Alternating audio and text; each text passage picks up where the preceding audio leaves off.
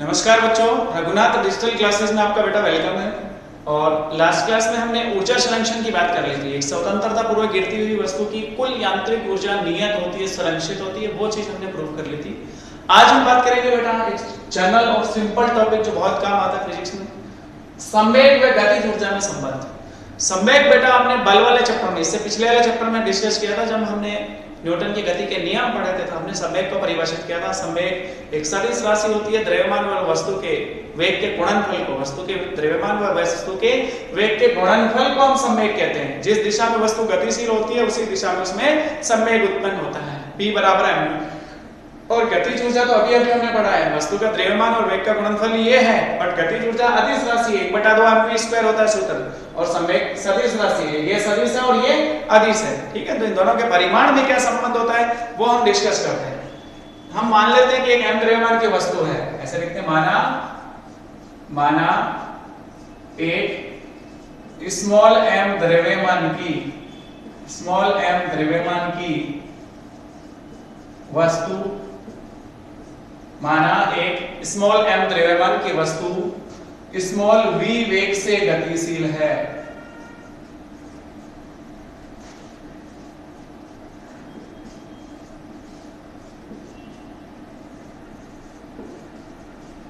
माना एक small m द्रव्यमान की वस्तु स्मॉल v वेग से गतिशील है। ठीक है, गतिशील है, v वेग से द्रव्यमान m है, अतः वस्तु का संवेग v बराबर क्या लिखा जाएगा, m इंटू v। ठीक है ना, हमने उसका परिमाण लिखा है p बराबर mv, समीकरण संख्या 1। तथा वस्तु की गतिज ऊर्जा k बराबर 1/2 mv²। अगर वो v वेग से गतिशील है, द्रव्यमान m है, तो गतिज ऊर्जा कितनी होगी, 1/2 mv², समीकरण संख्या 2। अब मुझे तो इन दोनों में संबंध पता करना है, k और p में। ठीक है, इस तरह से समीकरण है, तो हम कई तरह से सोच सकते हैं, इस समीकरण को हम कई तरह से सोच सकते हैं। देखो, पहला मैंने किया कि समीकरण 1 का दोनों पक्षों में वर्ग किया, समीकरण 1 का दोनों पक्षों में वर्ग करने पर, p का वर्ग करोगे तो p² लिखा जाएगा, m इंटू v का वर्ग करोगे तो m² v² लिखा जाएगा। ठीक है ना। अब देखो, थोड़ा सा इसको मैं चेंज करता हूं, इसका एक m जो है वो अलग कर देता हूं, मैं इसको लिखता हूं p² बराबर m इंटू mv²। और उसके बाद क्या किया मैंने, 2 से ऊपर नीचे गुणा कर लिया, समान राशि से गुणा भाग कर लेते तो कोई फर्क नहीं पड़ता समीकरण पे। 2m इंटू हाफ mv², और समीकरण 2 से हाफ mv² की जगह क्या पुट कर सकते हैं, k का मान। समीकरण 2 से मान रखने पर, समीकरण 2 से मान रखने पर, तो p² बराबर मान आ गया आपके पास बेटा 2m इंटू k, और आपको तो अब p चाहिए तो दोनों तरफ वर्गमूल ले लेंगे, और यही मेरा संबंध होगा बेटा। दोनों तरफ वर्गमूल ले लिया तो p बराबर सूत्र आ गया √2mk। p बराबर सूत्र क्या आ गया, संवेग और गतिज ऊर्जा में वस्तु का p तो संवेग हो गया और k गतिज ऊर्जा m उसका द्रव्यमान। ये संबंध हमेशा याद रहना चाहिए हमें, समीकरण संख्या 3।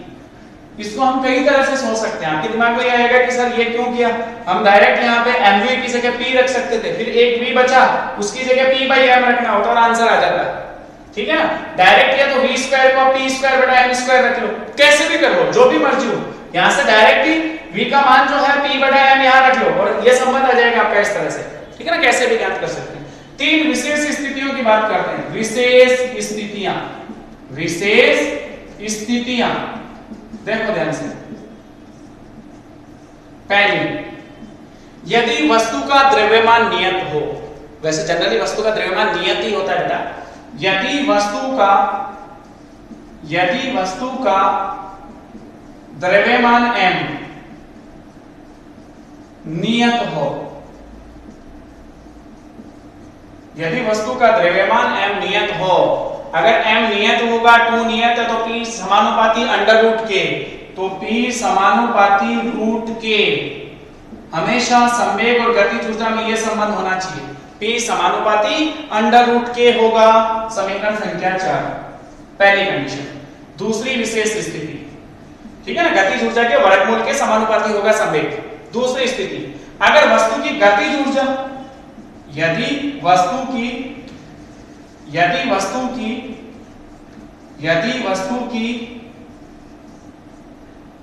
गतिज ऊर्जा समान हो, गतिज ऊर्जा समान हो, वस्तु की गतिज ऊर्जा क्या हो, समान हो, नियत हो। गतिज ऊर्जा समान हो या नियत हो, एक ही बात है। गतिज ऊर्जा समान होगी या नियत होगी, नियत ही लिख लो आप इसको, नियत हो। अगर k का मान नियत है तो p का मान, देखो k का मान नियत 2 नियत है, p जो है अंडर रूट m के समानुपाती होगी, p समानुपाती रूट m। समीकरण संख्या 5, समीकरण संख्या 5, p समानुपाती अंडर रूट m। और तीसरी स्थिति में अगर वस्तु का संवेग नियत हो, तीसरी स्थिति क्या बन जाएगी, वस्तु का, यदि वस्तु का संवेग नियत हो, यदि वस्तु का संवेग नियत हो, तो इस स्थिति में क्या होगा, देखो ध्यान से, संवेग नियत होगा p नियत, तो अंडर रूट 2 mk का मान नियत होगा, 2 mk बराबर नियत, अर्थात दोनों तरफ वर्ग कर लो, 2 भी नियत में भेज दो तो m इंटू k बराबर नियत। और अगर ऐसी कंडीशन होती है तो k व्युत्क्रमानुपाती द्रव्यमान होता है, k व्युत्क्रमानुपाती द्रव्यमान या m व्युत्क्रमानुपाती गतिज ऊर्जा, एक ही बात है। इस स्थिति में k जो है वो m के व्युत्क्रमानुपाती होगा। क्या आपको संबंध समझ में आ गया? विशेष स्थितियां भी क्लियर हो गई। अब हम इस पे सवाल करते हैं जो इंपॉर्टेंट होता है, क्वेश्चन एग्जाम के हिसाब से पूछा जाता है। देखो क्वेश्चन क्या है,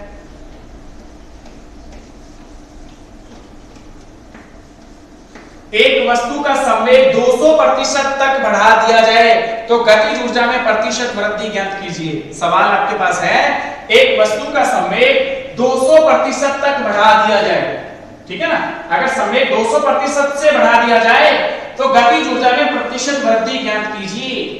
संवेग और गतिज ऊर्जा एक दूसरे के समानुपाती है, p समानुपाती अंडर रूट के। अगर वस्तु का द्रव्यमान m नियत हो तो हमने पढ़ा है कि संवेग जो है वो गतिज ऊर्जा के वर्गमूल के समानुपाती होता है, समानुपाती होता है, सिंपल, ठीक है। तो क्वेश्चन आपका है, क्वेश्चन सुनो ध्यान से, एग्जांपल, यदि किसी वस्तु का संवेग 200%, यदि किसी वस्तु का संवेग 200% से बढ़ा दिया जाए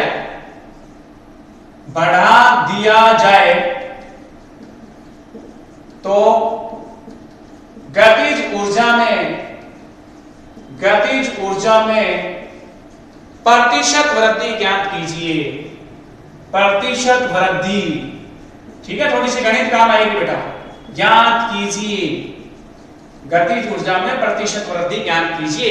यदि वस्तु का संवेग 200% से बढ़ा दिया जाए तो गतिज ऊर्जा में प्रतिशत वृद्धि ज्ञात करनी है। अब देखो, संवेग और गतिज ऊर्जा का संबंध हमें, मान लो प्रारंभ में संवेग p1, गतिज ऊर्जा k1, और 200% संवेग बढ़ने के बाद गतिज ऊर्जा k2 हो गई, संवेग हो गया p2।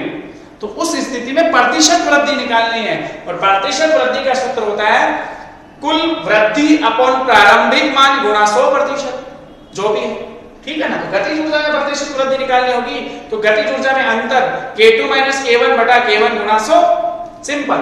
चलो पहले हम बात संवेग की बात करते हैं। सॉल्यूशन देखो इसका, माना m द्रव्यमान की वस्तु का प्रारंभिक संवेग P1 है। प्रारंभिक संवेग कितना है? P1। जब इसको मैं 200% से बढ़ा दूंगा तो जोड़ना पड़ेगा, 200% P1 तो रहेगा ही रहेगा, P1 का 200% और बढ़ गया, प्लस हो जाएगा। अतः अंतिम संवेग 200% बढ़ने के बाद है ना, अंतिम संवेग P2 बराबर P1 तो रहेगा ही रहेगा, 200% से वृद्धि करिए, 200% तो P1 तो है ही है पहले वाला तो, और P1 का 200% उसमें जोड़ना पड़ेगा। P1 गुणा 200% का मतलब 200 बटा 100, P1 का 200%, P1 इंटू 200 बटा 100, 100 से 100 कट गया, 2P1 प्लस P1, P2 का मान आ गया बेटा 3P1, समीकरण संख्या 1। तो संवेग में प्रति परिवर्तन हमें पता चल गया, 3P1 अंतिम संवेग, प्रारंभिक संवेग P1। अब गतिज ऊर्जा जो है वो प्रारंभ में K1 थी और अंतिम कितनी मान लेते हैं K2। माना वस्तु की प्रारंभिक गतिज ऊर्जा K1 है तथा अंतिम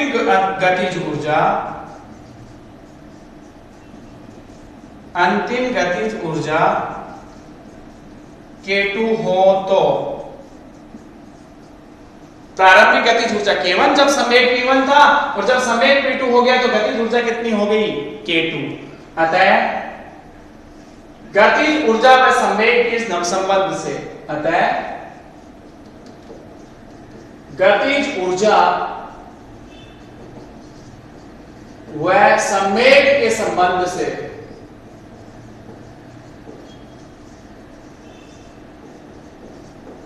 गतिज ऊर्जा व संवेग के संबंध से P बराबर सूत्र होता है बेटा √2mk, और हमें पता है अगर m नियत है, यदि हमारा वस्तु का द्रव्यमान m नियत है, यदि m नियत हो तो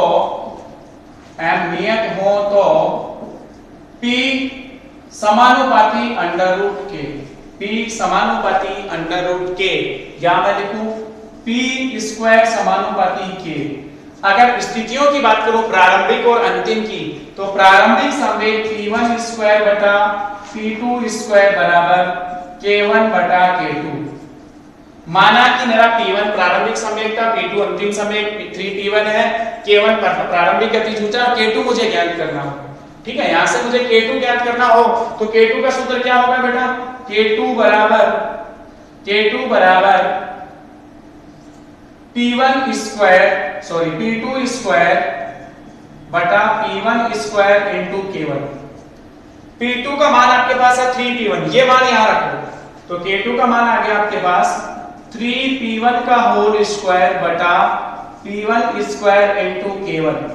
3P1 का होल स्क्वायर हो गया बेटा 9P1, K2 का मान आ गया आपके पास 9P1 बटा P1, 9P1 स्क्वायर बटा P1 square into K1। P1 square से K1 स्क्वायर कैंसिल हो गया, K2 का मान आया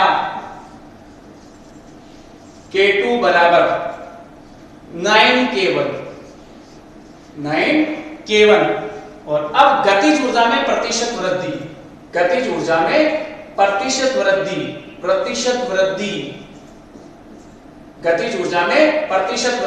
ऐसे लिखो, गतिज ऊर्जा में प्रतिशत वृद्धि, यही पूछिए ना, क्योंकि प्रारंभिक गतिज ऊर्जा K1 है, अंतिम K2 का मान 9K1 आ गया। गतिज ऊर्जा में प्रतिशत वृद्धि, ध्यान से देखो, प्रतिशत वृद्धि बराबर क्या होगा, अंतिम गतिज ऊर्जा K2 प्रारंभिक गतिज ऊर्जा K1 बटा K1 गुणा 100%, ये सूत्र होगा।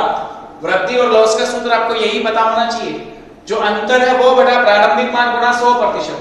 अंतर देखो, K2 का मान 9K1, K1 का मान K1 बटा K1 गुणा 100%, K1 ऊपर से कॉमन आगे कट गया, ऊपर बचा 8 बटा 1 गुणा 100, मतलब 800% वृद्धि होगी। गतिज ऊर्जा में प्रतिशत कितनी होगी वृद्धि, 800%। ये आपका सवाल हो गया। आपका सवाल है घर के लिए होमवर्क, यदि किसी वस्तु का संवेग 50% से बढ़ा दिया जाए तो गतिज ऊर्जा में प्रतिशत वृद्धि ज्ञात कीजिए। पहला सवाल, यदि किसी वस्तु का संवेग 50% से बढ़ा दिया जाए तो गतिज ऊर्जा में प्रतिशत वृद्धि ज्ञात करनी है आपको। इसकी जगह 200 की जगह कितना करना है आपको, 50%।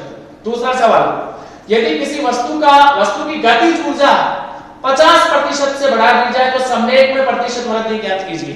क्वेश्चन दूसरा समझो ध्यान से, यदि किसी वस्तु के संवेग की जगह लिख रहा हूं गतिज ऊर्जा 50% से बढ़ा दिया जाए तो संवेग में प्रतिशत वृद्धि ज्ञात करनी है। 2 सवाल आपके लिए होमवर्क है, ठीक है ना, आप सॉल्व करना और मुझे व्हाट्सएप करना।